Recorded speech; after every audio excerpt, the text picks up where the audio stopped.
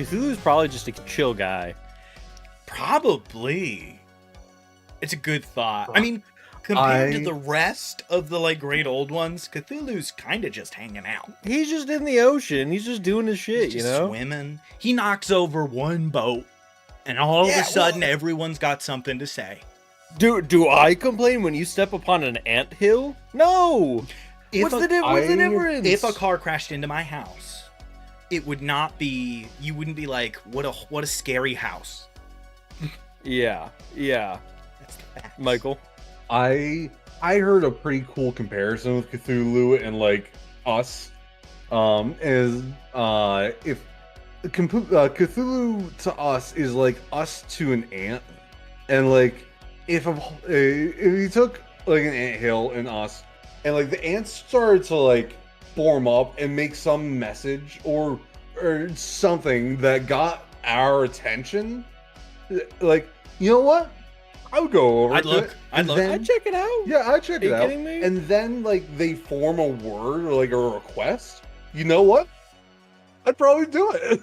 Shout out to the ants. I'd give it a whirl if it wasn't anything weird. I mean, I'd give it. If a it's try. like crush that anthill, I'm crushing the other anthill. Because what's They going on? specifically asked me to. What's going on behind the scenes? Like, I've got questions. Yeah. That's a good Yeah, point. what would they ask for? They'd ask to like crush another anthill. Maybe ask for some food. Give them some crumbs. Something. No doubt by now you've gathered that you've tuned into DM Writer's Room, a show where we demystify the DMing process by coming up with monsters, magic items, and all kinds of things live. So today, however, you are tuning into, as you can see if you're on YouTube, down there, and on Twitch, I think up there, or maybe over, I don't know. Welcome to Scenario Shindig. This is our sort of like little mini run here where we are making 3 scenarios for Modern Call of Cthulhu. We've already finished the first 2, so feel free to go back and give those a watch. Our first one deals with a fallen angel, this sort of extra-dimensional outsider being that crashes into the ocean off the coast of a small isolated area, and all of the chaos that ensues as that creature begins to magically charm and demand sacrifices of the people who live there. You respond, finding ailments cured and minds growing addled, and hopefully intervene before the entire town is lost. In the second chapter, you follow where another of those creatures fell, but this one falling in the desert of like kind of southwestern US. You go there, you find that a new drug is kind of hot on the market. If you track that down to a cult leader, you may discover that that cult leader is connected to a member of a local military base. And that is when you discover that one of these creatures was destroyed in this area, brought to that base, and they have been using it to try to make a bioweapon. To some success, but have been under the influence of the corpse of the creature. Remember, this is Cthulhu. That is not dead, which may eternal lie, because with strange aeons, even death may die. Death doesn't mean anything to these freaks. And so they are unwittingly falling under its influence. And now today we are going to close out this story by making kind of act 3 of our tale. We'd sort of flown a couple of ideas up in the previous thoughts. We had talked about maybe going back to the island or going to the next sort of climate zone, sort of trying to traipse across all of the US and going to like Alaska or something was sort of the other major thought that we had. So with all of that being what it is, Michael, what's up? Michael, what's up? 2 things. What I was gonna say about our little ant stick. All you DMs out there, put an ant pile in front of your players, asking them to do something. See what they do. It's a good thought. It would. I'll tell you what. One shot, incredible start. Mm-hmm. A group of ants start aligning before you. Yeah, no, that'd be crazy. What's number 2? 2. I had a thought. I don't know if it would work super well for our scenario. Yes. What if we went back to like way back to the origin of this set of aliens, and we're on a different planet end stage?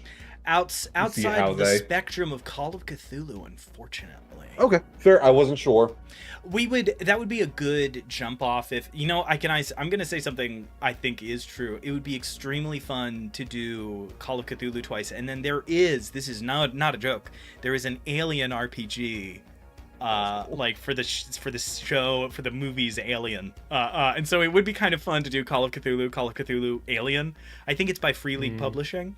It's a really well reviewed. I've actually thought about trying to run it for one of our streams. It is an extremely well reviewed game. People love that Alien game. So that might be, I don't know, you could do something like that, or like Lancer. It'd be very funny to play like hard horror. Lancer would be kind of fun. For those of you who don't know, Lancer is like a full mech RPG that is hyper complicated, but pretty interesting. We've tried to play it a couple of times. It is 3 character sheets. 3 character sheets to scroll through every time you want to do something. It's quite a bit. It is a little crunchy for our tastes, but you might love it. So maybe go take a look in one of those directions. But yeah, so Michael, there's some games that could kind of fill that, but if we're sticking with Call of Cthulhu, that would be a little bit of a challenge. Fine. So the idea that I'm married to is we've had our party foil You went to Jared. 2 attempts. I did, and I'm gonna start my kiss with K. K for Cthulhu. So if we have had them foil 2 attempts, I think the most interesting path is for the third one to be not caught until it's too late. So it's set in like Nome, Alaska or wherever.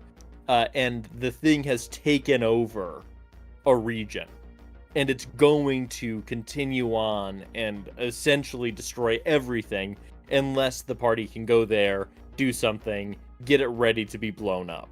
Something along those lines. I really like the ramp up, so I think it does make sense for that to be like kind of a hard selection. That it's like we start one, we go to the next, and then we sort of hit the top of the spectrum. A lot of adventure series do that and things like this, and I'm thinking of other really famous in Delta Green. The really famous one of these is Impossible Landscapes and God's Teeth are the 2 huge adventures that are like multiple things you do in a row. In Call of Cthulhu, it is of course Masks of Nyarlathotep, a massive adventure of like escalating. Oh, and the music is White Bat Audio. I have to say that at some point, and I just did. So there you go. So, okay, so you like, and you also like the tundra idea that we are sort of going to play with the third kind of climate option. Yeah. I like that because it gives us a good reason for why the players are not boned before they completely start. Like, they're too late to help whatever this community research base, whatever this place is, but they aren't in a situation where there's like nothing they can do. I kind of like the thought. You have to like traipse through the tundra. So if these creatures tried, they would just freeze. I think what I would go with is if nothing is done, they will get out to the rest of the state and then the rest of the country, continent, etc. But the US government is ready to bomb this region. They're going to wipe it off the face of the map. However, there's something there that needs to be retrieved before they can do that. You're not here to save anybody because basically everybody's already been taken over. You're not here to stop the threat because the government's going to stop the threat. You're here to get something out and escape with your lives. I think is an interesting third act for this. So then they can say, we're just destroying it. It's beyond saving. I think that would make sense. So for anybody just tuning in, we're working on making an adventure for Call of Cthulhu. This is kind of part of a series, but each adventure stands alone. They can be played in isolation, so you don't need to worry about going to watch the other ones. We're going to kind of talk it through. All we know is that mind control is going to be a pretty major aspect of the monster's abilities. So it's too late for them to save this place, and so your kind of first concept there is that the government is going to handle this. Like, they are going to wipe out this area, call it a natural disaster.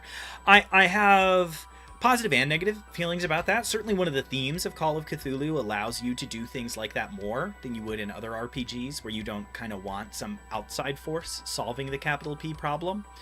I don't hate it, certainly. I wonder if there might be merit in you guys needing to make the horrible choice to blow this place up. I kind of think it... If it's a choice that your characters have to make, I think that's a little interesting, because it puts the onus of dealing with the stress and the...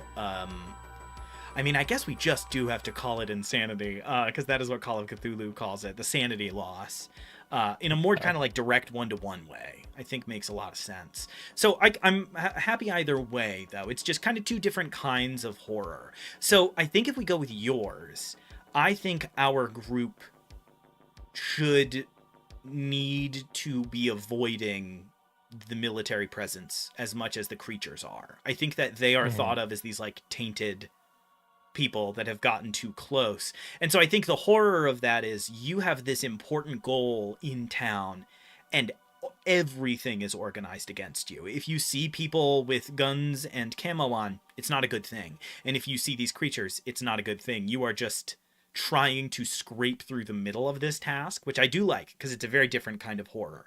Or I think it should be the town is already lost, you have an objective, and someone has to do something about this town. What are you going to do? Like maybe an oil pipeline goes nearby. Maybe there's an oil derrick. I know there's like actual, I think, oil derricks in Alaska. Like, are you characters going to have to like detonate an oil reserve to take this town out? I think those two options are both very good. Mm-hmm. And I'm happy. I was thinking before nuclear reactor, but I think oil works in a very similar fashion. I think oil works in the same way. It doesn't end with an entire coast getting killed over the next like 6 months, which might be a little too much. You know what it is? You have to be careful with scale in games like Call of Cthulhu and D&D. So this is actually kind of broader keeper DM GM advice. When you keep increasing the scale, a temptation will eventually pop into your mind to put your players in a no-win situation and then really chastise them for making a choice. Mm-hmm. It's not gonna land because your players are gonna be like, we tried to do other stuff and you didn't let any of it work, and so we did the kind of clearly better option. I don't feel bad. I feel like you're being a jerk is really the feeling that's gonna kind of predominate out of that.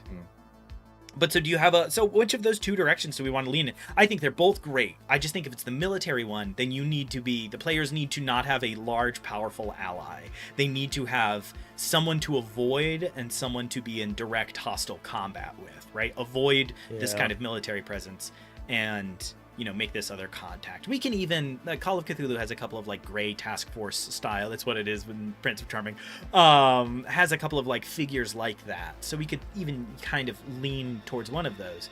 And I think if it's, we need to destroy this place and that is what we're doing here, then I think the party should need to find some way to doom this town. And that is like the moral conundrum there, which kind of plays into my own fears about how we would handle it. So I'm leaning a little bit more towards the military's involved, but they didn't send you. You are also here. I agree. I think that it's more interesting to say hello to Brambles in the chat. Yo, what up, Brambles? Hey. I think that it's more interesting for the party to have to get something out under the nose of the big G government versus the like small task force you're a part of that you're operating sort of in the dark. I could see that working. You have a pitch for what they're trying to get out. Sure. It's another Cthulhian creature, an alien.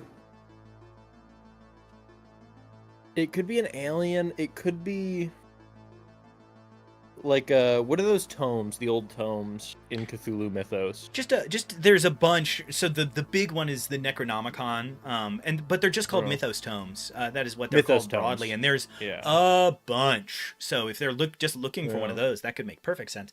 And some of the tomes are really interesting. They're not all just like an ancient book that makes you see monsters and stuff like that. One of my personal favorites that's used in modern Call of Cthulhu and Delta Green is the Cookbook. It is a 2,000-page unbound loose leaf book that is just full of information, secrets, chemical breakdowns. It is just full of things that man was not meant to know. So there are kind of like more modern spins on it if we're trying to avoid being like, go to a town in Alaska. Oh, what are we getting? The Scroll of Carthanus. Like if we're trying to avoid that like fantasy lean that it can take at times, we could certainly go in one of those directions. As far as creatures go, it's tough. It's hard to find a Cthulhu monster for you to get out of a town that isn't going to try to immediately kill you once you get to it. There are a couple though. And then the other thought, instead of like getting a tome out, there might be an obelisk there.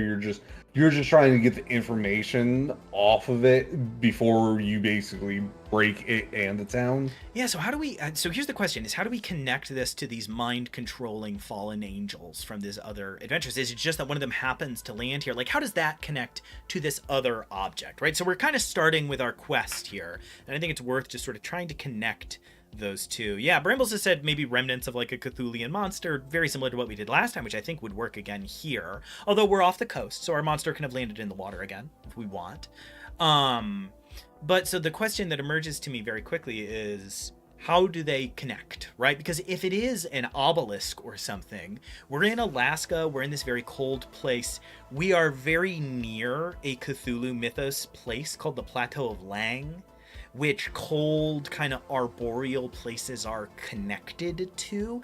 That involves a couple of other creatures like Itlashwa, which is this like god of wind and snow. Spencer in a Delta Green game that I ran had an encounter with them and their cultural term, Wendigos. It's what they are, and it's what they are in the book.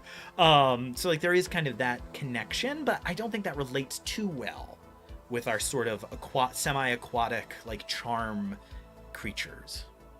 Here's what I'm my first thought on a mythos tome would be, this thing crash landed into a place where it can't expand very well functional. It's probably waiting for the right time of year to actually move out. It could be using its mind control to have all of the humans around write their knowledge out and then amassing it into a single tome for like a full, I guess, Wikipedia page about the secrets and knowledge of humanity. I have a pitch. I could see something along those lines. I have a connected pitch that lets us do a little bit of climate change finger shaking. The first creature landed and was slowly regenerating. And so that was kind of a dire situation they handled. The second creature landed on firm land and pretty much got as close as it can to dying. This one landed in the ocean like 1,000 years ago and was frozen and has been, and this town has been here for a very long time. This town has been here since, I don't know when we got to Alaska, like what, 1850, 1840 or something like that, I bet. So this section has been here for like 150 years plus, this town has. And the people have been being slowly, passively influenced over time, right? It's this like hyper-isolated Alaskan town, and the people living there have been kind of slowly turned and twisted. And then as the global temperature was rising, their exposure to that charm has gotten worse and worse. And then somebody in town started writing a mythos tome. They started channeling these things. Maybe it started as a series of interviews for the local I like it when they started something else. Like the Necronomicon starts as poems written by Abdul al-Hazred, right? So I kind of like the idea that it's somebody's like starts to write a journal or something about these like things that everybody seems to, this like folklore, and it turns into a mythos tome, and that's when other groups get involved, and now you are here to get that tome and get it out. Yeah. Town's lost, but they know, they've heard about there being a tome. So and get that out, and then, you know, whatever. And it helps it feel different. It's not, this is the same as the first town, but if nobody showed up. It's, what if a town was slowly leached into, decade after decade, generation after generation, getting worse and worse and worse and worse with time. The people are insanely healthy. There's like incredibly low rates of heart disease. They have like very high muscle density. There's no obesity in this community. Like they have this like perfect, odd, almost cultish, and so it is uncomfortable. And so there aren't a lot of reports of outsiders running into trouble because nobody stays. They show up and it's immediately weird and they leave, right? And it kind of lets us lean in a little bit of a different direction. So at the point where we jump into the adventure, has the glacier melted so much that the creature is apparent? Is it here? Or is it still just that slow exposure? I think for the ramp up, the creature needs to be out. I think you find a The Thing style videotape of it bursting through the ice. Yeah. Like, there's a scene in John Carpenter's The Thing where they've brought this like creature submerged in ice up onto land, and then when they watch the video, they see it explode out of the ice that they had it captured in. I think that's what we're watching. But that's already happened. So this thing is truly now taken manifest control over the town, and you are responding to the things that it does. We're making a Call of Cthulhu adventure about a monster that can control minds and has been slowly eroding the will of a town for over 100 years, that is now freed from the ice. And we need to get in, get something, and get out. Great. Just a very quick ramble on update. So frozen creature influences town. Somebody starts writing a mythos tome, which is always fun. If you can get those rules in there, it's always worth it. And I could see the mythos tome writer being an out-of-state reporter that came to the town after hearing about like a town where everybody's healthy, and was influenced pretty rapidly because it was freeing itself from the ice over like the last year. Yeah. And then after it burst out, he uploaded the stuff to some online blog, and that's where everything came out for all of our adventurers to go and check it out. I think that makes the most sense. Oh, that's interesting. That makes me wonder if yeah, I don't know. My first thought after that is like, so are you going to collect this tome, or are you going to destroy the original copy? I Depends on the party. Yeah, like, what do you do? That's it. I think Michael's right. I think it's like you're either here to get it or to destroy it, and it's kind of up to you. Also, like, what are you about? What are you doing with the guy, the reporter? Is he Depends on the party. Yeah, because if we lean somebody that should be saved or killed. In classic Lovecraftian stuff, he's gotta go. He's gotta go. It's too late. Maybe, it's not something the party needs to directly handle. Maybe it'll kind of be taken care of by the situation. But odds are it's kind of something where it's like, hey, he can't stick around. Like, somebody's going to have to handle this. And if we don't handle it today, somebody else less friendly is going to handle it in the future. So that might be kind of worth noting. So we have this character who's writing a new mythos tome. We like the idea that they are this like out-of-state reporter that came in to talk to this very isolated community. This community has had a very long time to justify this folklore and their existence, and so like they've had a long time to kind of whip it up into a story that makes sense to them. Maybe it's cultish, maybe they've even sort of folded it into their own religious belief. Something that not every player would be comfortable with, but I think would be interesting, is if they had kind of folded it into the local version of Christianity. Like if something about like the triune God spirit thing had really shifted with time. I'm thinking, it's not like that sounds like something where you're like, well, I think everybody would react to that, but sorry if I'm about to smoke anybody in the chat, but if you meet somebody who's like a hard Mormon, you don't stop them and say, explain why you think that. You just go, oh, okay, and you move on. Yeah. And that's what this would be. They'd be like, no, an angel descended to earth here and told us what to do to leave a good life. And you'd be like, and this happened in like 1850, right when spiritualism was at its peak, and they'd go, yeah, why? And you'd go, no reason. That sounds great. Can I interview you and everybody else who likes to talk about this? And they go, yeah. And you go, great. I'm going to make $2 million on my book. Like you'd immediately be like, cool. I'm going to be the New York Times bestseller. I'm going to be the LA Times bestseller. Like I'm going to be the most famous author of the next 10 years. It's like that town in Japan that says Jesus visited them. It's like, damn. Did for he? real? That's wild. That's crazy. Let's talk about that. So we could go that angle. We don't have to, but it's sort of my first inclination is that they are this like radical belief group, and that's what would attract. Because otherwise, what's a journalist doing here? Like, how do they even know to come here, right? Yeah, and we've already done the sort of you've been alerted because there's a drop in mortality. Like the town is doing well, but that's strange. I think that works great. There's been word about an alternate religious group cropping up here for a long time. which gives us the most important aspect of any of these adventures. It gives us our hole in the fence, especially in a situation where everything is so already completely screwed. So what I think is funny is, so we know that, but it's not really going to come up because by the time you get there, the angel has arrived. Oh, so you know what this is? Okay, so like this writer has a blog. You know what their manuscript went out to the test readers.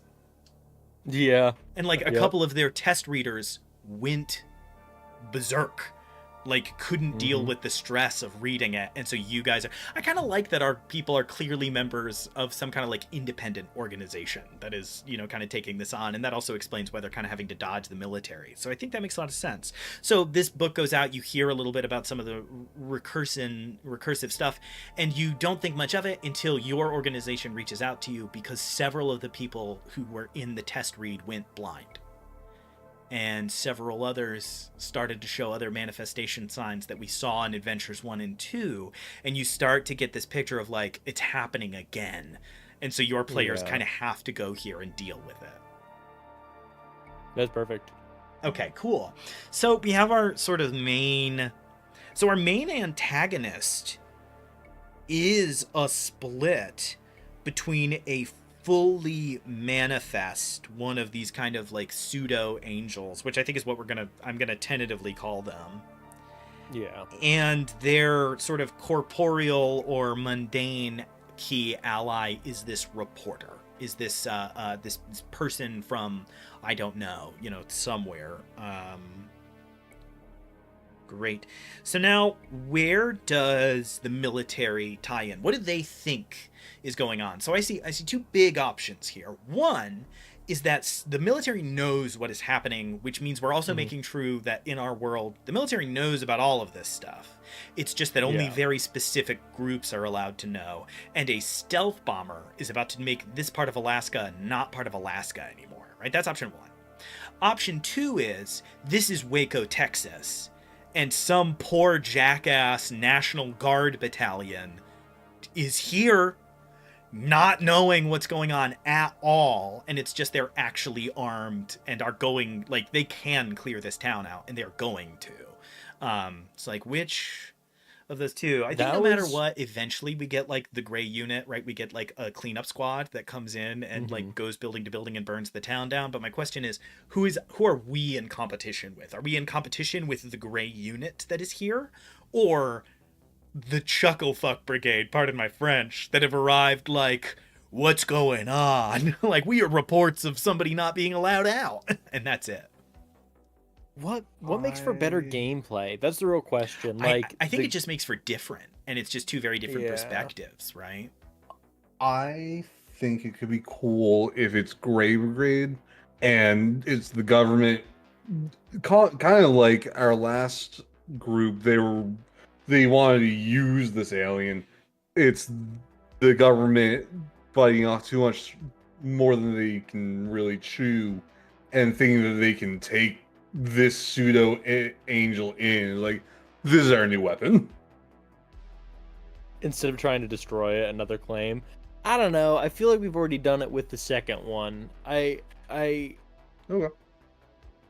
What we could was get, thinking the Chucklefuck Brigade would be funny. Yeah, so option one I think is the Chucklefuck Brigade, and then option two I think is they overcorrect. So Michael, I think your instinct is correct for our last adventure, which is what we did, right? They find out and they want to manifest it, and then I think they find out how bad that failed and how many people died, and they take the opposite opinion, which is, we're gonna find out if you can turn sand into glass with enough explosives, right? They're gonna, like, vacillate between one of those two options. So Spencer, all right, let's pitch a little bit of argument here. What do you think works better about these being completely uninformed people who think they've stumbled onto the next fundamentalist cult that's going to, like, start mailing anthrax?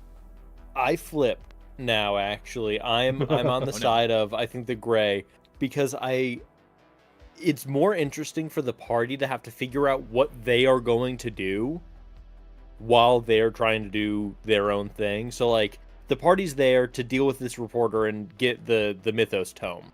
However, they see a bunch of guys in full blackout gear walking around town doing things. They see glimpses of them. and they know the response is going to be massive. So you find out they're going to blow up the oil field. If they blow up the oil field and you're there, you are fucked. You're going to get blown up.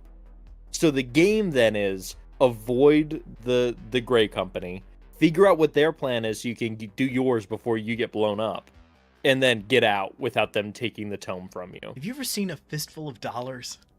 Have you ever seen the first Man with No Name movie? All right, so for the record, we're making a Call of Cthulhu adventure where this mind-controlling creature has been taking over this town slowly and silently from underneath the ice for 150 years, and now it has been unleashed. A reporter was a part of that by writing an article based around this like local group's kind of cult angle on Christianity, which it turns out to be the influence of this creature. We've just decided that we think we like the idea that you are going kind of up against this military unit, very clandestine, that is here to take this place and scrub it, right? That is what they're doing here. They aren't here to make friends. They aren't here to talk to anybody or ask any questions. They've probably been instructed not to read anything until they leave. One of my favorite Delta Green tropes that Call of Cthulhu and other games also make use of is the thought that one of your instructions is learn as little as possible. That is a regular theme. Is your job is to go in, ice everybody you meet, burn the house down, and never read a post-it note in that house. And that's how these guys are going to operate. We aren't playing them, but you're going to see them functioning that way. Grabbing books off the shelf, like notebooks, and just tossing them into a burn barrel behind them without even opening the covers. Like, they just toss everything. They go from notebooks to cookbooks to, like, books on the shelf. What I kind of like, so in Fistful of Dollars, it is our man with no name, Clint Eastwood, goes into this town with these two warring families, and he just spends the entire time trying to, like, navigate the way that they are constantly killing each other. And so you said something that I really like the image of, which is the party arrives near the town. They begin to make their way inside, and they see full black tactical gear, no emblems, kick the door to a house down, go in, like, breach through a window, and they just hear, like, pop, pop, pop, pop, pop, pop, pop. Those people leave, the house starts to smoke. And they're like, what the fuck was that? And then one of the creatures that we saw in the first adventure that we haven't seen since then, one of these, like, scale and thin, black, like, vaguely fishoid creatures, like, dashes out of the house through a sidewall, immediately tears the bottom jaw off of one of these things, and is then shot dead on the ground. And you're like, this is not the same as the last two we did. Like, is the immediate feeling now, you have. Hear me out 100%. Lean in there. What if the language... This company doesn't speak English. They can't read English. They can't speak English. So there's less of a chance of them being infected by whatever they might read or hear. Wow, so this is like, so not like from a foreign country. We discover that there is a task force that learns a Tolkien-ass, fully devised language, and are never allowed to learn another one. Like, so they have an entirely insular culture. They never speak to outsiders because they can't. They aren't given cultural touchstones. They just function, right? Yeah. That's really And it makes it so the party sees them. They're in black tactical gear, which already others them. And then they hear them speaking gibberish, furthering that othering. And if you try to contact them, they'll just kill you. So it really makes for a really cool faceless government op, I think. Okay. I think that's really good. Custom language. Just destroy. Okay, cool. So I think that's a really good touchstone for, so when you're making adventures, we're supposed to be giving advice here. When you're making adventures for games that are a little bit more atmospheric than D&D is, somebody right now has just opened X or Twitter and is starting to type. D&D is like just fundamentally not an atmospheric game. You can shoehorn that in. You can put 6 paragraphs at the beginning of Curse of Strahd that say, here's how to make this game atmospheric. But at the bones, it's like, okay, cool. Set up how ominous and scary they are. Great. I attack him 3 times and then pull out my sun amulet, and the atmosphere is gone. Yeah. In a game like Call of Cthulhu, in a game like Monster of the Week, and these like kind of other systems, it's a little bit easier to maintain that feeling because the players are so powerless against their foes. They need to be smart, and they need to outmaneuver, and they need to fight dirty or they will die. It puts them in a situation where you can use that feeling, that genre, you can give that to them to let them know ahead of time, hey, it's time to be clever. It's not time to be brash. It's not time to burn down the hospital. It is time to be quiet and careful and cautious. And I think I love the scene that like grounds us in that is a house getting raided and then monsters flee from the house. So it's like, oh no, that house. Oh no, like, I don't even really want to help. Like this is so far off the path. And it's really good because we've made it so localized, the spell being cast by the creature, that when you're first entering the town, you're in the outskirts when you see this. So that's implying that the entire town is fucked when you show up, which I think is a really cool hidden detail. You can't even imagine what's going on in the middle of town where this thing is, right? We're going to get into some real strangeness there. I also like the idea that, assuming you are playing this adventure as the third one in the sequence, your characters we did describe as becoming somewhat inoculated after their second encounter. So I like the idea that one of the reasons you're reached out to is you know the most, and we did send another team out. They didn't make it within 2 miles before they started to, like, 2 of them killed the other 4, took their gear, and brought it to the town. So we need somebody who is not as affected, and so far the only people we have are you all. I think it's a pretty strong thing. It also gives you that motivation to be like, hey, you are who you have. And it means if a player dies, you get to do an awesome maneuver of, like, a wounded member of the Grey Task Force is your new character. They don't speak English. So cool. If they do, this is somebody who's like not a very good member. They know a few halting, maybe they've watched like a couple of TV shows against the rules, and so they know a few phrases, but it's a little bit odd, and they are hyper violent. And I think that's a really fun character that somebody might get to play if somebody beefs it. I will also say we have another character that something could grab. Mr. Bright Eyes, the people that took the drug and then weaned off of it. They flew somebody out from that's fun. The concert place. Yeah. That's a good idea. Yeah, so we have it gives us a couple of avenues. So it doesn't lock us where it's like you have these 4 characters and if you die there's no one else to play, which is, you know, not always what you want. Okay, cool. So that's our broader look at how we are introduced to the situation. In D&D terms, this would go under approaching the town, right? It gives us a little bit of a breakdown of like what does it look like? How do we set the stakes? Who are the factions in town? And now we know all of that. We have 2 key factions. We have the reporter and their kind of constituent group, and then we have this task force that we should name at some point, and the people that are beneath them. And that's the real factions in town. You are functioning under a completely different set of goals. You need to get in, get this thing, and then, you know, get out as safely as you can for fear that it will either A, that it will get out, or B, that it will be destroyed and whatever secrets are inside will never be read. Right? Both are valid. One is we need to make sure if they just blow up the town and kill everybody, that manuscript could survive.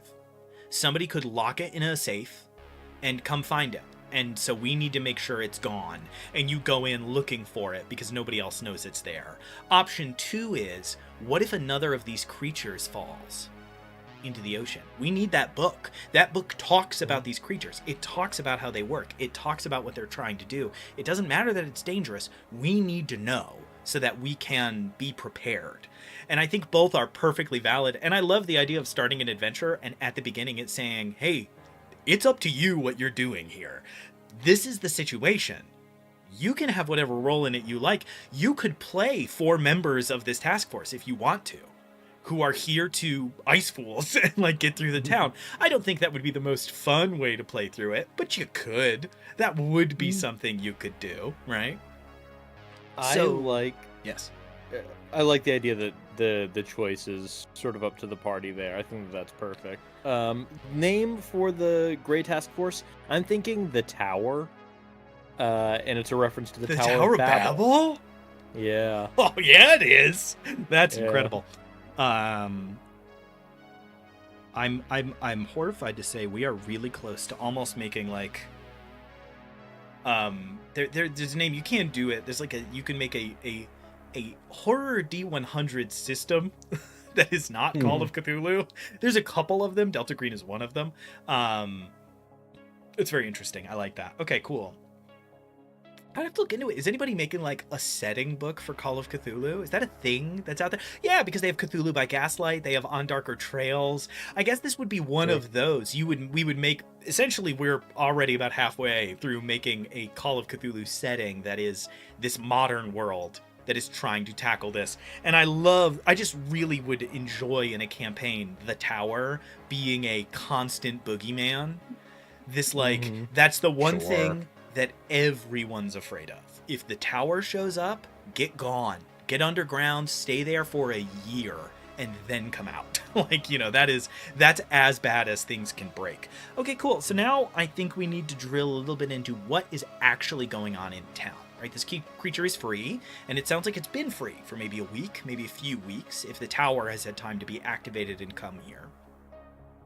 So what is going on, right? Why haven't they hooked up the sled dogs, revved up the four-wheel drive vehicles and gotten out of here? There must be something they're trying to do.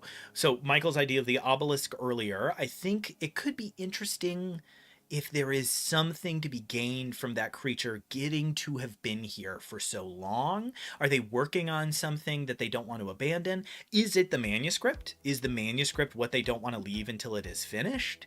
Is it some other connection? Let me twist a bit of what we've been sort of functioning under the assumption of. The reporter could be an ally and the hole in the fence here, where he has written this manuscript and after getting it all out is mentally scrambled, but is not an ally of the creature, and has hidden it away, knowing that it's something terrible, and he himself has hidden away. This creature would be sending out its minions looking for him before moving on, because it doesn't want the information about its species getting out. So if this fails for whatever reason, it can't let that tome escape. So that would be the twist. Instead of it being an enemy, it'd be an ally. He would, or she, I suppose. So, yeah, reporter as... That's very interesting. Okay, cool. Reporter as... I've often, this is not a joke, I've often, when thinking of writing adventures, thought that it would be very fun to try to write an adventure where you don't describe any characters physically. This is an idea I've been fascinated with a long time, where you describe their personality and who they are and what they do, and don't describe them in any other meaningful way. Give everybody really gender neutral names and just leave it entirely up to the perceptions of the people reading it to what do they look like? I don't know. It doesn't say. It says they're brave. I've always thought that would be very interesting to see how, because I bet a pretty strong consensus would emerge. People would be like, yeah, no, this character, they're in their 50s. And you'd be like... He's big, You'd be like, great, where'd you get that from? That's not in the book. Anywho, sorry, unrelated. It's just, I've been the better part of a couple of years, I've been kind of noodling that around a little bit. Okay, so our reporter as ally / not devotee, but sort of truly somebody that's reporting out what is going on. Reporter as ally / lead. So that's interesting. So this reporter, it's funny, you guys aren't, but this reporter is kind of living all the bad parts of Shadows over Innsmouth, where it's you arrive, you start to investigate, it seems like normal weirdness, everyone starts acting weird, and then 50 people try to kill you. I think is really good. So at first they're just interviewing, no one thinks it's weird, and then suddenly one night, their hotel room door, somebody's knocking. All night, they sneak out through the window just as the door shatters open, and it's somebody whose limbs are getting long, and they're starting to get those dire effects of being near this creature. Okay, cool. Hidden manuscript. So then what your party is doing is finding the trail of this reporter. You go to the only motel in town, you find a room where the door is kicked in, you find some notes there, you follow a blood trail to a car. You follow the tire tracks to this next location, you find more things there, and then eventually you find the reporter. And I like this because it doesn't make us disengage with the thought that you are either here to destroy the tome or to find it. So now finding it makes more sense, and destroying it makes more sense. If your perspective is, this dude shouldn't have come here.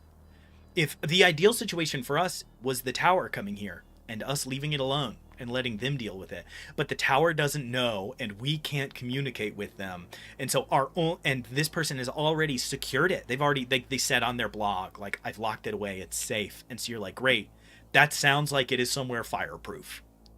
Yeah. So we absolutely need to go find it. Like, ASAP, we need to go get this thing and destroy it as soon as we can. Okay, great. So the reporter has hidden the manuscript. They are scrambled but alive. They could be an ally or an asset. They could already be dead by the time you get to them. All we talk about is, like, these are the places they are. These are the things they're doing. My instinct as a keeper and as a DM is I love actually rolling to see if people survive or do what they're trying to do. I like that, like, very improv element. I have famously done it in a lot of our main campaigns. And I think it would be interesting to be like, for me personally, I would roll every day to see if the reporter is still alive. Seriously, I would roll a stealth check. I would roll a hide check for the reporter every day. And if they ever fail, they die. And that's the day the reporter dies, and you need to try to track them down kind of wherever they are, right? You wouldn't need to do that. I'm not saying make that part of the rules, but that's my immediate kind of inclination. Great. So that is one of our central tensions. Awesome. So the creatures has a side goal that is find the reporter, find the manuscript, destroy the manuscript, kill the reporter. So I think that's a really good side goal there. So find reporter, find a manuscript. I think that's great. It's funny that you and the creature are both trying to find it. Yeah. Find reporter, find manuscript. That's great. So that's kind of a small so that's what interrupted their big goal, right? That is kind of by definition a disruption, because the tower was already coming. Things are already terrible, or maybe the tower came after that thing. It's also after the tarot card, Spencer. That's a good name. So what is this? What were they trying to do that this reporter, by releasing this, put in jeopardy, right? What is at the end of this book? What is the scheme that this reporter started to discover? I don't think it can just be spread. I think we've already done that like twice a little bit. I just want there to be some extra angle, right? What does it mean that this creature has had so long to prepare and heal and not do what the other ones did, where they were just trying to, like, furiously claw for territory? Is there some hive-like benefit to it being rooted in one spot, and so it didn't want to be discovered? Did it have some clever plan that it was trying to enact? Like, what disrupted that? My first thought is the kind of hive thought. You get to the outside, the town looks weird. Things are bad. By the time you get to the middle of town, people are fused together. Some central apartment building in town has become a truly alien landscape. The plants are different. The air tastes different. I have a lot of fun with the thought of, like, there's not even as much oxygen in the air. Like, players need to roll certain checks with disadvantage, whatever the disadvantage, -10, because there's less oxygen in the air. Like, there's too much of other substances. Your voices start to sound strange. You can't get a full breath of air, and you start to see that the grass and things is being interrupted by these other growths. That's a very, like, alien planet, so Southern Reach trilogy, we are being invaded kind of vibe. The alternative is this creature is smart enough to go, I wanted to take over the entire town and then explode out, which is a Aliens the Thing style, like, oh, this is dangerous the good old-fashioned way.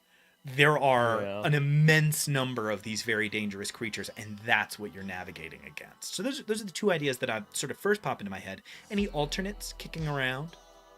I really love the idea of it being able to terraform. I think that works amazingly. we've already been playing with that, like these humans are merging with the alien like creature in a way that makes them more like its home world. Yeah. I think that because this has had so long, it's terraforming, so it doesn't matter if it doesn't get you or if you're immune to its charms. If it terraforms the planet, you're going to die because you can't function there. So the inevitability of loss, if it gets through, I think is really cool. And actually, I do want to make a small correction. Something that I think would be more fun then. James has just chimed in with Cold War secret old Soviet Union was the original hive. They're going to reestablish the old order. So we could put like a Pulp Call of Cthulhu paragraph in here, right? Like we could put a, if you're playing Pulp Call of Cthulhu, do this other awesome thing. Easily. Very easily. James, if you had chimed in with that about 10 minutes ago, we'd be moving in a very different direction. I like that. I think that is kind of interesting. I like the, maybe there is a version of this, right, where this creature was brought here, where it was like found out in an ice cap and was brought here by some like Soviet spy colony. Would be very powerful. I do like that. So we like this kind of terraforming idea. Our origins are a little up in the air, but yeah, we can sort of contend with what we like best. I was going to say, I kind of like the idea because we are sort of narrating this as everybody being like more healthy and hale and hearty. Maybe it's not that there's like not enough oxygen and you have a -10. Maybe it's that there's too much and you take a +10, but you're high. Like your sanity checks are at a -10 because you are so like whipped up in it that you are like kind of possessed by this a little. What I like about that is it also opens up the field for like giant creatures. Because in you know, the period of the dinosaurs, there was so much more oxygen, which is part of why they were able to be so large and still function. In our current atmosphere, dinosaurs couldn't exist. Something like that. I could see that being a reality there. So now there are giant versions of these creatures that are merged together. Mike, what's up? Yeah, I'm going to say a fact that you're going to absolutely hate right now. Because of global warming, they're correlating that to an increase in spider size in the last few years. They are getting anything bigger. with an exoskeleton, right? Anything with an exoskeleton gets bigger when the oxygen goes up, doesn't it? Yes. That sucks. Pretty much everything goes up. Even like megafauna. Moose are a megafauna that are left over from Ice Age and beforehand, and because of the increase of a lot of things. Now, I do want to say something very quickly that is purely producer. Spencer, a chat popped up on my screen where like there's a chat box, on the side, but it didn't pop up on the side. Didn't pop up on the side for me either. I have no idea why. I refreshed the page and everything. James, so James, keep commenting. There's going to be like maybe a 10-second delay between when you post and when we see it, because we're not getting chats on the actual chats. Come on, Streamlabs, get it together. All right, cool. Yeah. So, all right, that works for me. I like this idea that there's more oxygen, there's less sanity, but more strength. I think is fun. It sort of forces your characters into a death spiral. It encourages crazy maneuvers. It encourages like, run in there, man. I don't know, like it might work out, who can say, which I think is kind of a fun angle for us to be able to take. Okay, so this creature's goal was to just not be discovered, and it doesn't understand that it is already screwed, right? That the tower is here and that the game is up, like this game is over, regardless of whatever else happens. So I think that's really good, and I think that's kind of enough for us to sort of move on from that thing's goals. Okay, cool. Now, here's somewhere where I need to get a little bit more particular.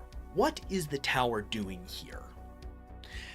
Is it that they just don't think they can drop like a low Earth orbit ordnance because they don't want to call too much attention or it'll be hard to hide, and so they're trying to locally set this off? That was my first thought. My second thought was, as much as we think they're going to miss the manuscript, is that the tower is no joke.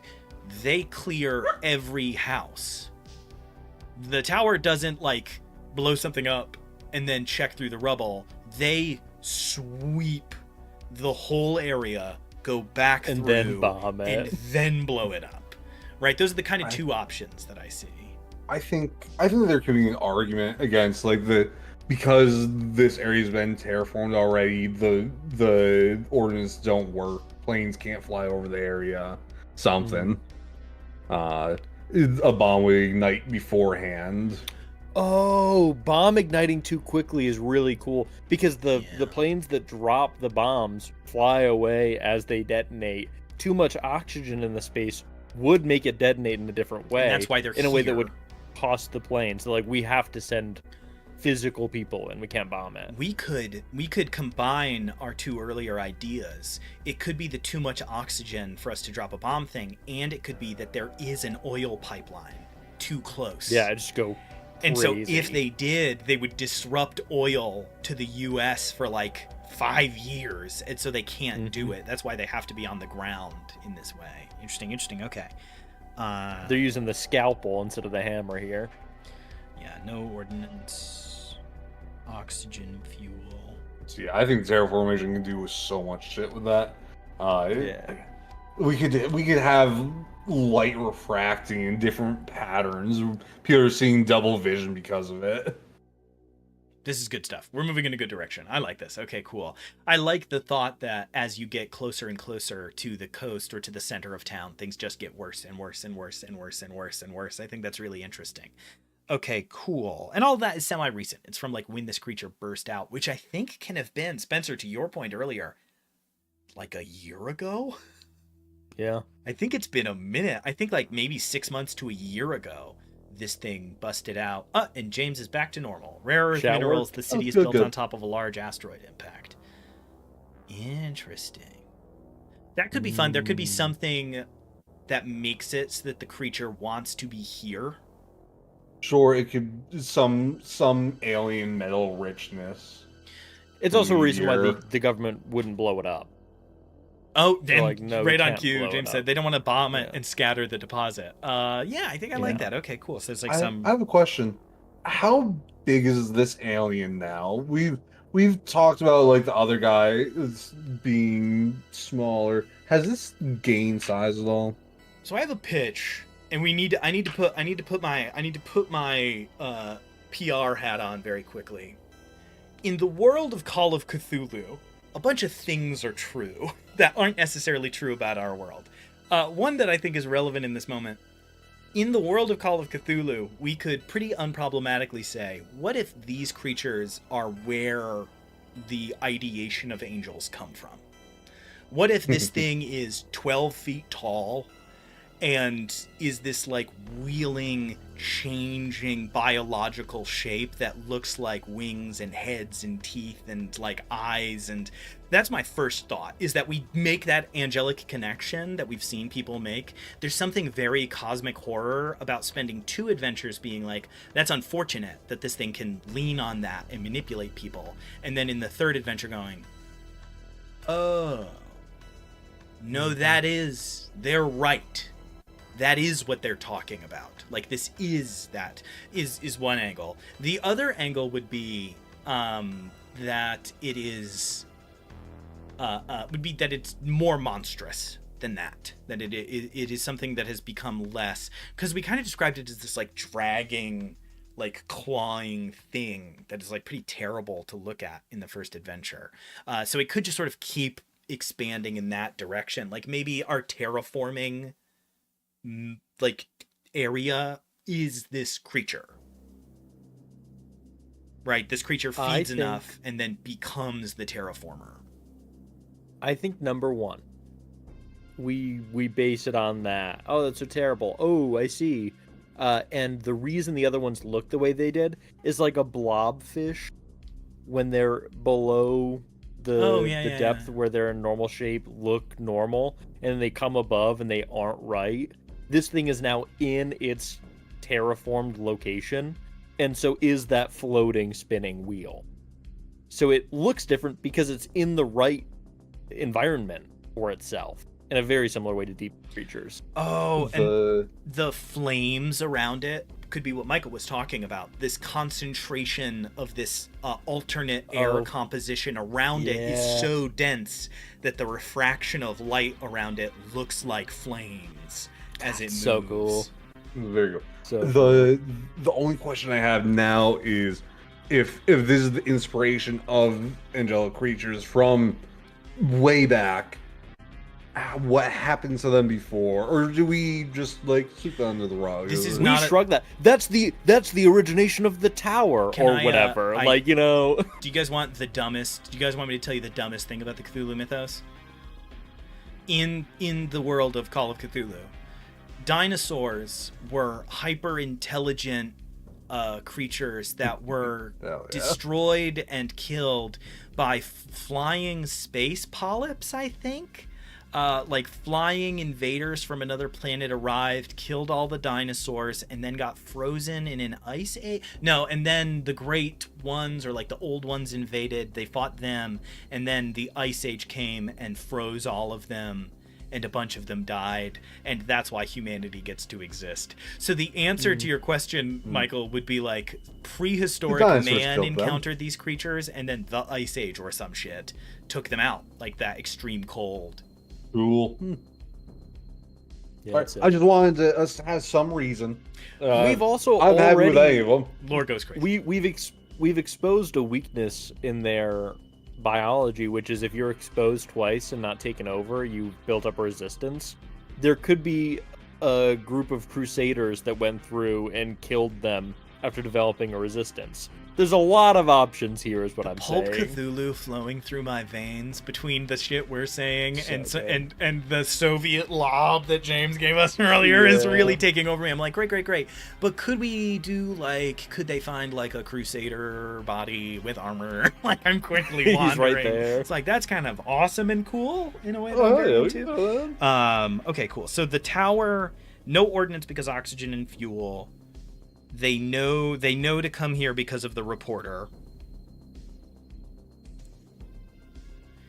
And so their full list of motivations is sweep the town, nothing leaves alive. Mm-hmm. Okay, cool. All right. So that's a pretty good breakdown of like the rough situation that is going around. Our next, we have a couple of floating things here. Number one, we should figure out a couple of factions and important characters.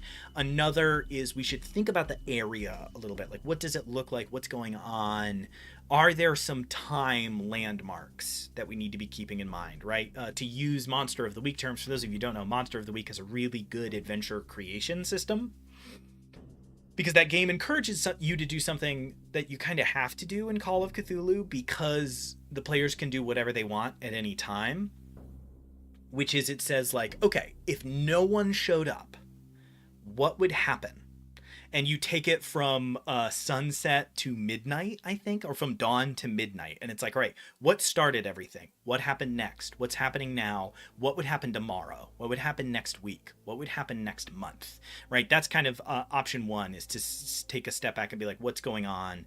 I think we need to condense down that timetable. So two areas we can start with. Either factions or what would happen tomorrow if you guys didn't arrive. Like, how would these two outflank and outmaneuver each other, and then you guys disrupt whatever that is? Which of those two? I think factions first, and then we'll do countdown clock for the various factions. We've already got a few pretty much set. There's the reporter, which is his own faction. There's the angel, pseudo-angel, and its cult members, the monsters. And third is the tower. Those are the three main factions besides your party. Yeah, I think that totally works. So my first question is the reporter alone? I think that's a perfectly fine answer. I'm fine with that. I just want to make sure that that's a kind of a choice that we're making. Yeah. Like I think yes. It makes more sense for them to be alone. They came out to a small remote community. Who's going with them, you know? Okay. Yeah, okay, I gotcha. So, like, the reporter is isolated. The tower is coordinated but against you. And the pseudo-angel is moving on undeterred. Doesn't know the tower's here, doesn't know who the tower is, doesn't know who you are, thinks that everything is fine. Like, does not understand. Just wants the tome to move on to phase 2. To destroy it. Like, as far as it's concerned, Yeah. I don't know what would happen. Is it going to... It might be right. Like, if you guys don't interfere at all, it might find the manuscript, destroy it, kill the tower, and take over the world in 10 years. Like, that might be what happens. I don't know. Okay, so that's our big... we have two antagonists. We have two unfriendly groups. And then we have one well-informed but not helpful faction, which is the best kind of faction to have. That's the reporter. So for those of you who aren't aware, for me, in Call of Cthulhu, the best way to design an adventure is the more information somebody has, the less helpful they are, is a good way to run it, because you want the players to be doing the investigating. So, like, if they know everything, it's because they're the bad guy. They are as opposed as they can be. If they know a lot, they aren't allies. They also know a lot. Maybe they are not sort of aware enough to be helpful. Maybe they are directly kind of antagonistic. In Delta Green terms, for those of you who've played that game, the program and the outlaws are the two factions in Delta Green. That's usually how I would do it. If there's somebody well informed in the area, they are a member of whatever the opposite faction of yours is, and will be very reticent to help you. So we have one kind of character like that. Let's come up with, like, who is helpful but useless. Not useless, but who's helpful but completely uninformed. Is there somebody like that in this who's like, they're here, they're helpful, they want to participate, they know nothing, they are a full-blown red shirt, right? In Adventure 1, it was the Forgotten. It was these people that had been meeting at, like, the local Baptist church who were like, my family doesn't recognize me. No one in town even seems to see me anymore. I don't know what to do. James has just suggested a local late night radio talk show host. That was fun. That's fun. That was really fun. I was gonna say the Penguins. Sorry. You're really on Real some life nonsense penguins? today. Or do you mean like a hockey team? This is where we find out that named Michael is Penguins? crushing Four Locos in the background. I think the late night radio talk show host is the only option that I can visualize, because it would be a broadcast tower way out in the woods, like on the top of a small mountain or something, so you can send the signal out. So they're seeing some things happening and it would have some information. If they are within the city limits, they have been taken over. I don't know who else could be helpful in town. And I like that. So the radio host is outside of town. They're helpful but not well informed, and that's where the reporter's going. Ooh, yeah, that's fun. The reporter... They're still getting broadcasts from there, so they know they're there. Everybody's looking for the reporter in town. The reporter is in the woods. The reporter just sees the tower and has been just walking towards the tower every day. Perfect. Okay, cool. All right, I like that. So let's come up with one more one more informed but unhelpful faction. Like, is there anybody else here who knows a lot but is not helpful for some reason? My first thought is I like the idea of there being kind of like a set, like an injured member of the tower who knows a little bit of the normal language. I think might be interesting, just because I don't know, but does that cheapen the tower? That's the real question. Guys, I can't stop thinking about writing a whole setting just for the tower to exist in. It's the best ideas. Cool. Spencer, I think it might be your number one DM writer's room idea of our many years of going We'll here. put that on the board. A faction that doesn't learn any written language so that they can't be corrupted, named after the Tower of Babel. I'm like, what? It's so just clean. too good. It's got the juice. And there could be like literally what Antar is known for, like a research crew that camped out here for some reason. The people on there could be, if we didn't want it to be governmental, there could be like an environmental research agency that is set up at the iceberg that was erupted from, that have no idea what's going on in town. They're a bit of a ways away from the town. They were there specifically just to see about the effects on global warming on these icebergs, right? So they're there. They don't know very much, but they have not been taken over because they're not in the city limits. They saw something burst forth, and this would be a safe place for the party to stay in between events in the session. So it'd be like, we've got a place. So like 2 hours of all-terrain travel away. Yeah. you can get to like this research base. They were taking core samples, and then somebody broke into one of their facilities and took a bunch of their stuff that they used to like cut segments of the ice out, and they've been trying to figure out what went on there. Interesting. Okay, I think that's good. James Chong type. I gotta say, James, if you didn't catch our last episode, go watch it, man. You're really on the wavelength with us from last episode in like a pretty fascinating way. Because we had drug dealer and people that were on the drugs that were less affected because of it. All right, so we have this like civilian research base.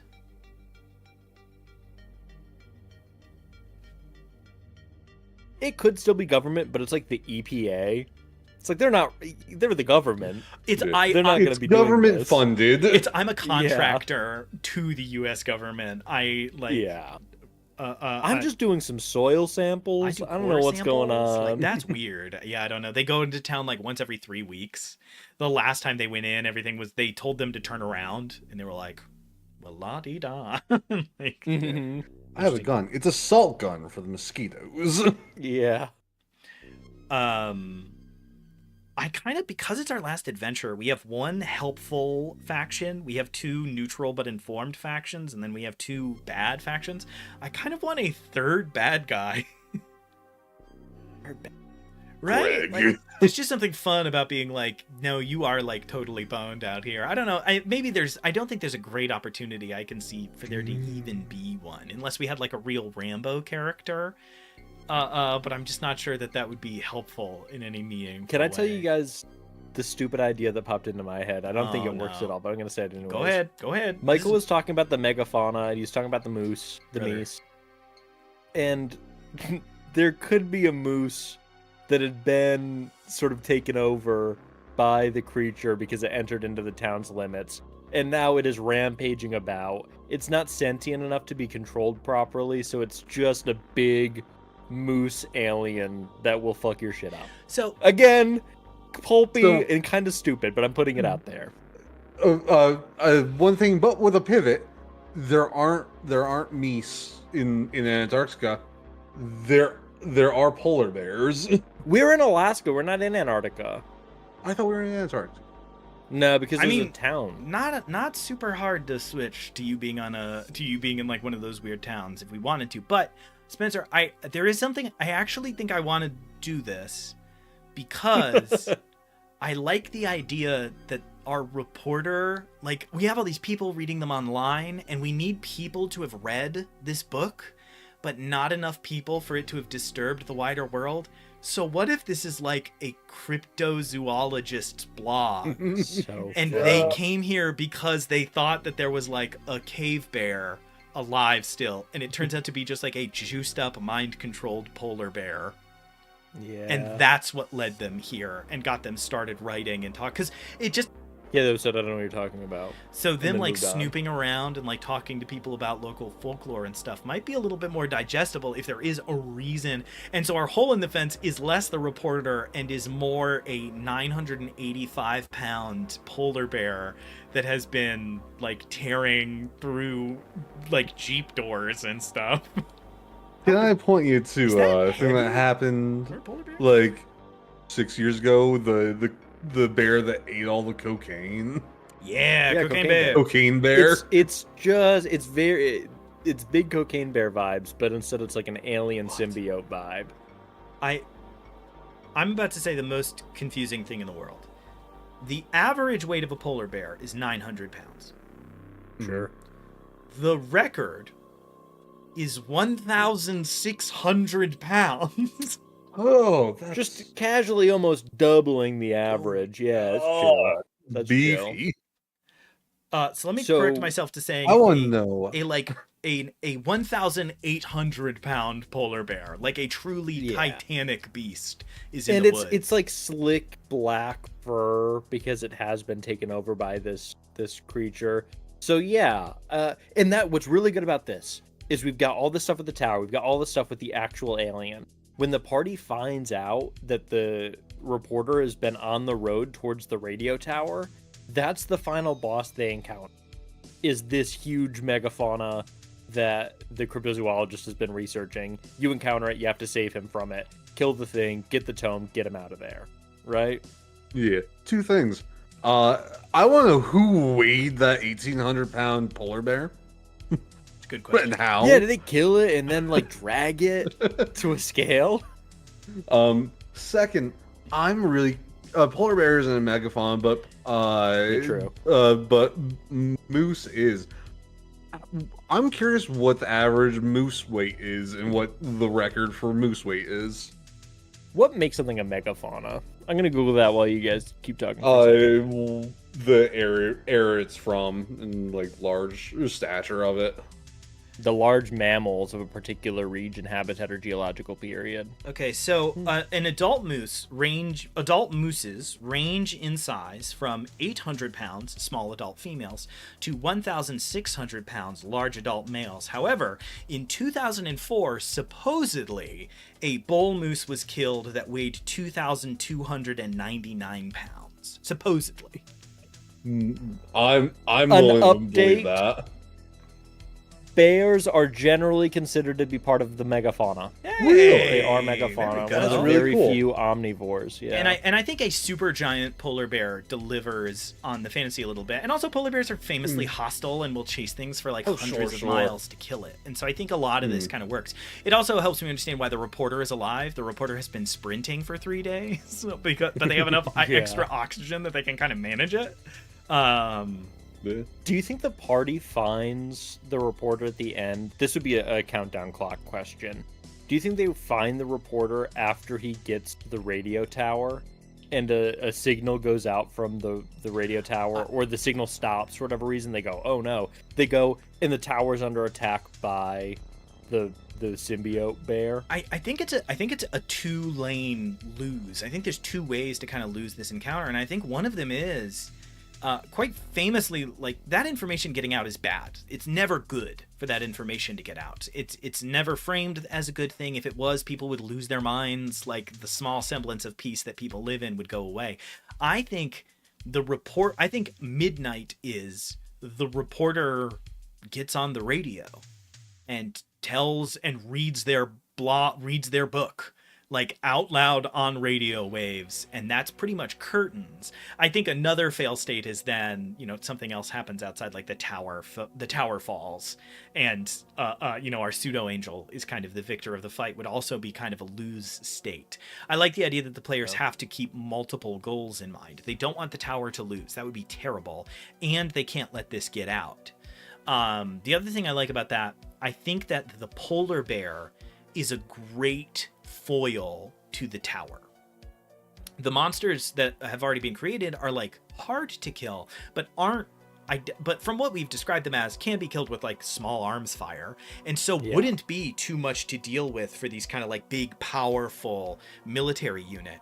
But the bear fills that need. It is essentially bulletproof. It's 2,000 pounds and it can tear people to pieces. And so what the party can do is, by pulling that bear up the mountain, by chasing the reporter, they help the tower. Unwittingly maybe, or on purpose, but that is the result, is because that thing is pulled away, the tower is no longer fighting on 2 fronts, and they start to push in fast. Yeah. That's really solid. And I don't think it solves all your problems, right? You have to go find the reporter, get them to safety, and then come back and find the manuscript. Like, you're not done just because you do that. We kind of have a 2-chapter story, which I think is great. Yeah, because the reporter's like, yeah, I've hidden it there. You have to get it. You have to get it back because the tower's going to find it. And you thought the bear wouldn't be helpful. And you thought it was a silly idea. It felt like Cocaine Bear to me. It felt wrong. No, it's to good. Say it. It's a fun, like, pushing of the limit of the function, right? Where we keep exploring this charm effect, and in people it's dangerous. And then we explore these creatures, and they're dangerous in the water, and they're relatively dangerous on land still. They're still fast. And then we encounter the problem, right? The way that this thing warps its surroundings to its aid. And I don't think it would be necessarily a great idea to put into the adventure just because it would make a lot of players uncomfortable. My first thought is, like, we're in Alaska, I know that, like, we joked around about sled dogs, but, like, they are a thing. are there like massive hounds under the sway of this creature in town? Are there like 12-foot to hindquarter like giant wolves? Like, are you starting to see the way this creature bends an entire ecosystem into a weapon that it uses to take the rest of the planet? Are we starting to get a sense for how that works? The hellhounds would be indicators for your party that you're on the right track finding the reporter, because they would be sniffing out the locations that the reporter is or has been. So if you take too long finding the manuscript and finding the reporter, the hellhounds are going to find where he hid it. Because he's leaving a scent behind, the hellhounds can find it. And I think it's, if you deal with the hounds in the manuscript first, the reporter dies. And if you deal with this is very like DM, what do you call it? Like the Quantum Ogre stuff, but sorry, you have to do a little bit of that. If you deal with the hounds first, you deal with that threat, but the reporter dies and you will not learn anything from them. And the bear comes back and starts attacking the tower. And you guys start to realize that they are losing. And you need to now do something about that situation. You've kept the manuscript from getting out, and the situation took care of that stuff not going over the broadcast so that the players don't whoopsie-daisy accidentally lose. But now you have to do this whole other thing. You need to either help the tower in some way or make a big, complicated plan to kill the bear in a way that the tower or blow can't. everything sky high because you're willing to blow up the oil reserves. In a way that the towers. Maybe that's like the fail state a little bit is, blow it. Somebody has to solve this problem, and that is what happens. If the entire party dies, you narrate the next few weeks of hard-won fighting in the streets, and it ends with a member of the tower strapping C4 to an oil pipeline and pushing it down while right next to it, and erupting the entire town and igniting all the oxygen. I mean, it's 9 o'clock now, boys. I think we cooked with this one. It's yeah, done. we did. The only other thought I was having with the changing of the animals, something that would be unbelievably scary. Not a threat to anything, but just a scary thought. If we're close to the coast, we could have a killer whale that's been changed, and like the start to adventure is them seeing just this massive tail smack the water. If in the fail state, I could see that. Like, everything failed, even blowing it up didn't work. It would be that there's, like, the sea creatures are spilling out to infect more people. I could definitely see that. But as it stands, how do you fix that? The thing's infected, it's leaving. We can't get into the water and hunt it down. Well, we already know if you kill the host creature, then the rest of them will die in the next, year. True. So things will still be so shitty for a year. Things are going to be so bad for... Alaska's population is going to drop a notable percentage as these things, tear their way across the tundra. But at the end of that year, they will have killed... a few towns. It basically 30 Days of Night is going to play out in a couple of Alaskan towns, and that's gonna such a good movie. Is this set? Wait a minute. Back up, everybody. We did 30 Days a Night. Is this 30? Are we gonna do 30 Days a Night right now? It's crazy. 30 Days a Day would be the other option. Would be the other very funny option, is that it's bright daylight for 30 days while you are doing all of this. Okay. I think that's really solid. It is 9 o'clock. I'm gonna say thank you all so much for watching another really quite expeditious episode of DM Writers Room. It feels good being able to kind of stack on top of other things. If you enjoyed this episode, it is one of 3. Go back and check out the other 2. We had a small interlude where we worked on I think a one-page RPG, so watch that if you like, or if you just wanted to watch this, you can kind of follow along with us through our 3 episodes as we kind of devise this monster and how it can be used in different ways to tell really similar stories and how it kind of evolves in each version. I think it's really cool. I'm interested to see what writing this up into a full scenario will be like. I'm really curious. I've never written this in depth for Call of Cthulhu, so I'm curious to see how do you make a new creature? How do you sort of think about some of the math and logistics, things that you definitely don't want to talk about on stream. Maybe someday I'll start some very boring stream for nerds like me where I'm so actually it looks like they have a distribution of about 200 points where I just really get into the nitty gritty. But I think that's where we're going to leave this one. You can catch 3 streams here at Foolhardy Press. They all start at 7:30. On Sundays, you can catch Game Masters Masters of Games, where Spencer, Michael, and I play games that we've already mastered or that we are trying to master. Right now, we're playing Baldur's Gate 3. On Mondays, you can catch The Party Makes Things Worse. That's our actual play stream. Right now, I am running an adventure in the system Dungeons & Dragons in our world of Prospect, which we came up with on this very stream. We're just past the halfway point. The players have just leveled up. It's a great time to get caught up and move along with us into our future episodes. And of course, on Tuesdays, you can catch DM Writer's Room, where we demystify the DMing process by coming up with monsters, magic items, adventures, scenarios for Call of Cthulhu, Monster of the Week monsters, playbooks, all kinds of things live to try to give you a little bit of a slice of what it actually feels like to sit here and try to come up with these things instead of just giving you advice like, take notes. Something a little bit more lived and real. On itch.io, you can check out our one-page RPGs. We come up with this with them on this show, and then we fully invent the rest of the rules, play test them, and put them out. You can check out Resonance. That is one of our more recent ones. And on DriveThruRPG, you can check out our adventures, which we also come up with for the most part on this stream and then put out there after we have a little bit of time to work with them. Our most recent one there is Void's Eye Observatory, which just came out.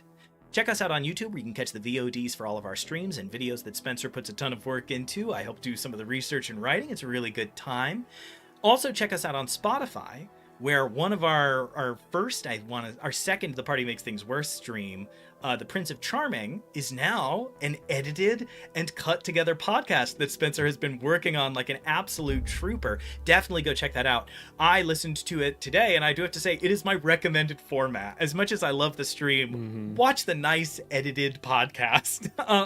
So get on there, leave us 5 stars if you like it. That would be fantastic. If you don't like it, can you just keep it to yourself because you like our other stuff? Like, if you don't mind, just because if you like this one, can you just sort of ghost that? Thanks. All right. Anything else? Follow us on Instagram. That's the last one. Spencer works on that pretty much 24/7, trying to get those numbers up. Did I miss anything? That's it. All right. Good. Thank you all so much for watching. We'll catch you on the next one. Peace out. Bye.